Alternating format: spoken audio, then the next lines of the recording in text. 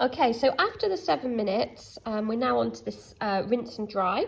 So what we're going to do is gently rinse the slide with distilled water. So to rinse the slide, what you want to do is you want to squirt the water on, but kind of at an angle. So I've only got one hand, that's the trouble. What you want to do is you want to tilt the slide. It's hard for me to do with one hand. Let me see if I can you'll be able to hold it. If I do it like that, that will work. So you're going to get some distilled water, or buffered water, and rather than squirting it on your smear, if you squirt it up here, then you've got less chance of actually washing your blood cells off. But can you see the water that's coming off at the bottom is actually still quite bluey purple? So I'm just trying to rinse any excess dye off. So I'm squirting it up the top and just letting it drip over the smear like that. All right, so we just try and dry that off, give that a little shake to dry it off. All right. So the next step is to look at it in the microscope. So before you put it on the microscope, what we're going to do is add a cover slip.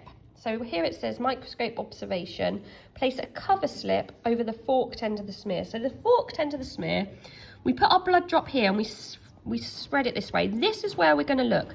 Because at this end where we started, there's going to be too many cells. They'll all be on top of each other and it won't be clear to look at. Whereas at this end, those cells are going to be more spread out. Can you see how it's like spread out like my hand, like a fork at this end? That's the bit we want to look at, that forked end. Now we're going to add something called a cover slip. So cover slips come in these little boxes, something like this. Often they're square, but these ones are rectangles. So it's a very, very tiny, thin piece of glass. So if I pick up one of those, make sure you haven't got two, they break very easily and they will be sharp, they're made of glass. So all you're going to do with this is you're just going to pop this on. If you start with it at an angle, it's hard to see, isn't it? But you start with it at an angle like that, okay? And then you lower it down. That's the way to try and minimize bubbles. Lower it down on there, okay? And then that's ready for the microscope.